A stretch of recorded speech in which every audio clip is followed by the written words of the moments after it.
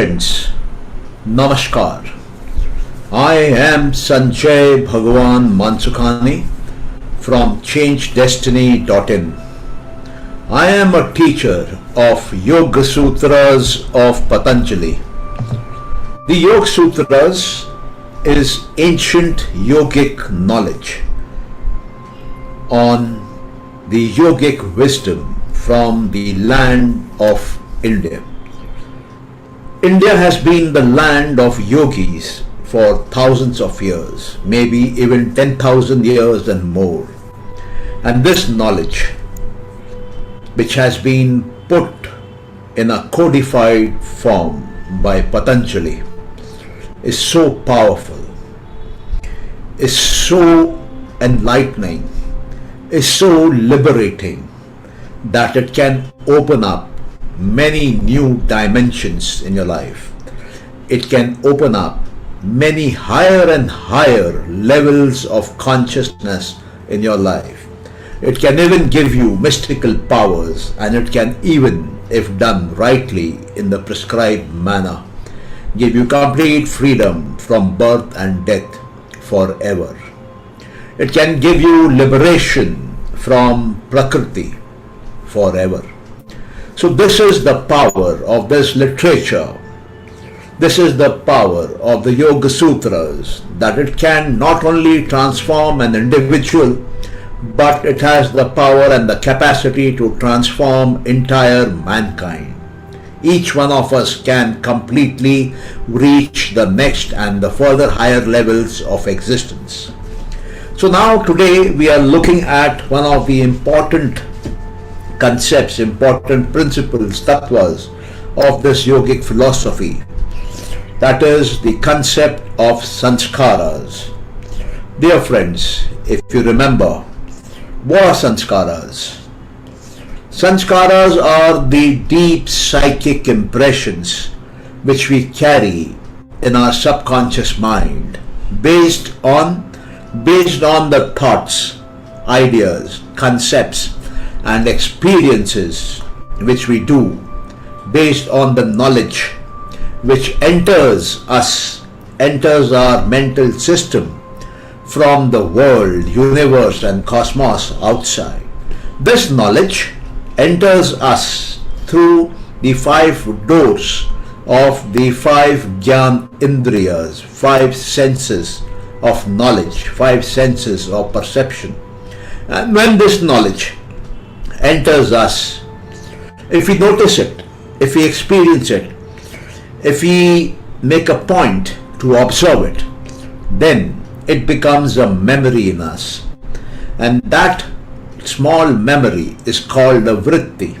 And dear friends, this vritti, which initially comes in as a simple thought, a simple idea, a simple concept, grows in us. Why? Because we are biological beings, and our thoughts are nothing but a connection of neurons in our brain. It is nothing but a network of connected neurons. So neurons are living brain cells. Neurons take blood, neurons take oxygen, neurons take nutrition, and they keep on growing. So what comes in initially as a thought, with the food we eat, the water we drink and the air we breathe, it gives nutrition to the brain cells, and this thought becomes a memory, a deep memory and a sanskara. These sanskaras are stored in the subconscious mind, or you can say these sanskaras are stored deep down in us in the chitta. Now dear friends, we had seen in one of the earlier talks, I think it was the yesterday's talk, where we saw that karma, action, is essentially of 3 types. One action is white in color, the other form of action is black in color, and the third form of action is a mixture of both black and white. And the fourth, which is the action of a yogi, has no form of color, because there is actually no action taking place. The yogi has reached such a state of existence because of his sadhana, Now his experiences, his observations of knowledge are not creating any sanskaras, any psychic impressions on the subconscious mind. They are not creating any memories for him in his brain cell. So dear friends, now these three kinds of karmas, these black, white and a mix of black and white, these kind of karmas, they get activated from sanskaras. And sanskaras, once when they are ready to give fruits, once they are ready for expansion outside our internal existence, then they produce action. And they may even produce action in coming life forms. They may even produce action after 100 lives. So we do not know when these sanskaras will turn into karmas, will fructify into action in the physical world outside. It could be this life form, this lifetime, or it could be a lifetime in the future. So that is the point Patanjali is making in his Sutra number 8 of the 4th chapter on absolute independence or on Kaivalya. This 4th chapter is a chapter which teaches us about total independence, total liberation, total freedom, total moving out of the Purusha, the Drashta, from the Drashya, from the seen. The looker and the looked, they get separated, they get parted away. So this is what is of main concern, the main topic in the Kaivalya chapter. So here Patanjali is explaining to us how these sanskaras behave, how they actually remain in us, and how they are dormant. They are dormant till the time comes for that particular sanskara to get activated. So the sanskaras are stored in the chitta. They are there for maybe a short period or a long period. This short period could be within one lifetime, and the long period could be across many lifetimes. And these sanskaras which are stored are actually karmas, which may be either good or they may be bad. But both the karmas and the sanskaras are interconnected to each other. And that is the main point which we must understand, that all that the chitta holds is what produces a new existence for us. If the chitta holds the right kind of sanskaras, we may have a human or a divine existence in our next life form. But if the chitta holds a dharmic, or I would say the bad kind of sanskaras, then the existence in the new life which is going to come may be hellish, or it may be one of an animal, or it may be one of a lowly creature.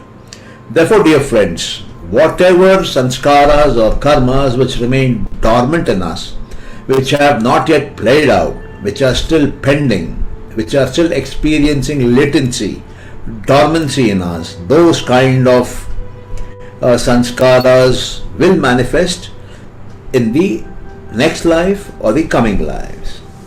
Now, dear friends, one must also remember that this discussion on sanskaras is very important. But there is an important facet here. There is a fine difference here. You see, we have a sanskara and we also have a memory. Now, what is the difference between a memory and a sanskara? There is an uninterrupted connection between the two, though they might be operational in different births, they might be operational in different times, and they might be operational in different places. So that is the point. Memory is made in this lifetime, and memory is you can say a sort of sanskara which is for this lifetime. But sanskara by itself, sanskara per se, may be in this lifetime, maybe in a future lifetime. It may be in this birth or it may be in a birth in another species altogether. It may be in this time in which we are living, or it may be in a shifted time. It could be 500 years later. It could even be 5,000 years later. And third, it could be in a different place altogether. So the sanskara which is there could be operational in a different country, in a different planet. But the memory is getting recorded right now. So it is getting recorded in this birth, in this time and this place. Whereas a sanskara may operate, work out in a different birth, that is a different species, in a different time zone, and of course a different place altogether.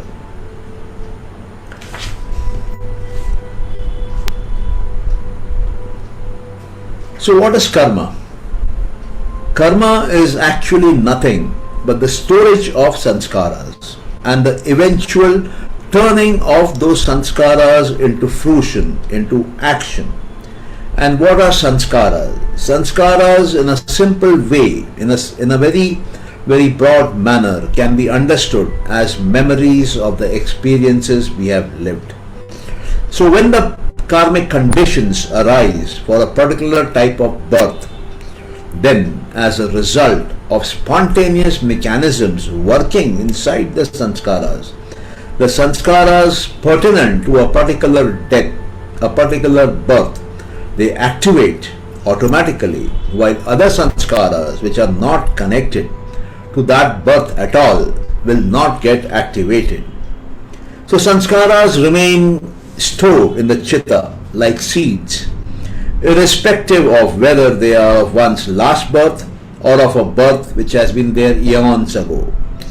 But when the conditions come about for the activation of a particular set of sanskaras, such as those corresponding to certain experiences, and when those experiences are triggered, then the relevant sanskaras connected to those experiences, though those experiences might have been had thousands of years ago, but those sanskaras were there within us and they were latent, they will get activated right away, and that too automatically.